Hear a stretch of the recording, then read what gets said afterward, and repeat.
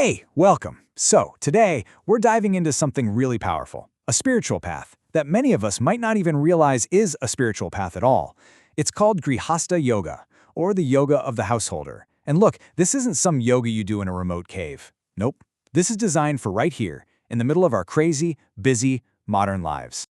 You know, it's a question that I bet has crossed your mind a time or two. In the middle of juggling bills, and work, and relationships, is it even possible to chase after a deeper spiritual life? Or are all these responsibilities, are they just getting in the way? Okay, but what if we flip that whole idea on its head? What if your family, your relationships, all the chaos and all the joy, what if that wasn't the obstacle at all? What if that was the perfect training ground for real spiritual growth? Let's dig into that. So this is the absolute core of what's called Grihastha Yoga. And listen, it's not about piling more onto your already full plate. It's about transforming what's already there. It's about reframing your entire family life into a dynamic spiritual practice, a yoga where every single interaction becomes a chance to dissolve that ego and serve something bigger than yourself. All right, so here's the roadmap for our little journey today. We're going to start by rediscovering this forgotten yoga. Then we'll see how it naturally helps us grow from I to we. We'll look at the two very different paths our home life can take, walk through a simple daily practice, and then we'll tie it all together with the ultimate goal. All right, let's jump right into our first section, the forgotten yoga. And this isn't some new age trend, not at all. This is an ancient wisdom path that feels like it was made for us today. You know, there's this myth that just won't die. That to be truly spiritual, you got to renounce the world, right? Become a monk, go live in isolation. But the reality, the truth, is that some of the greatest sages in history, they were householders. They were in the thick of family life. And, I mean, the proof is right there in the history books. Just look at these names. We're talking about Rishi Vashishta, father of 100 sons. Rishi Yagyalvya, who is married to two incredible spiritual thinkers. We're even talking about divine figures like Krishna and Shanka, who are shown as householders.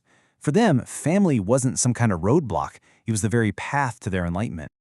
Okay, so that brings us to our next big question. How does this yoga actually work? Well, the magic is in this beautiful natural expansion of the self, a journey that takes us from a very small I to a much, much bigger we. This is really organic progression. You can see it laid out here. When we start out, right, it's all about I, me, my wants. Our world is tiny. Then maybe we find a partner, and that circle has to expand. Suddenly, I becomes we. Then, if children come along, whoa, that circle expands again, and it demands a whole new level of selflessness. This is the training ground. When you practice this at home, day in and day out, your empathy can't help but grow to include your community, and eventually, maybe even all of life.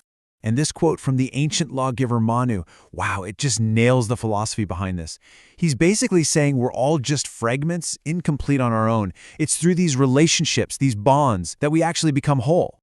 So, this brings us to a really crucial point, a crossroads really, because every single home, every family is standing at the intersection of two very different paths. It can be a battlefield for our egos, or it can be a sanctuary for our souls. And the choice, it really boils down to our fundamental mindset. So you've got this one path, the path of selfishness. The motto is, give less, demand more. Family is seen as something you own or control. And the result? Well, it's a living hell of conflict and misery. And then you have the complete opposite, the path of service. The motto, give more, expect less. Here, family is like a precious garden you get to tend to, and the result is a heaven of harmony and peace. So here's the absolute bottom line. This ancient wisdom says that all the fights, all the resentment, all the drama in a household, it comes from one simple thing. We're trying to take more than we give. When our whole focus is on what can I get out of this, conflict is guaranteed. The whole point of Grihastha Yoga is to flip that switch. Okay, so this all sounds great in theory, right? But how do we actually do it? This next part is all about getting practical. It's about turning your home from just a place you live into your own personal laboratory for spiritual growth. And it all kicks off with a simple but massive shift in your mindset. If you can adopt this one thought, this one mantra, it changes the whole game. Suddenly, doing the dishes or listening to your partner talk about their day isn't a chore anymore. Every single act of service, every patient moment becomes a form of worship. It becomes your sacred practice. And to make this totally real and not just a nice idea, There's a very practical nightly exercise, a simple but super profound 4-step review. So before you go to sleep, you just ask yourself, where did I act out of selfishness today? Maybe you were short with your partner. You just identify it. Then you accept it without making excuses. You let yourself feel real remorse for it. And finally, you make a sincere promise to yourself to try and do a little better tomorrow.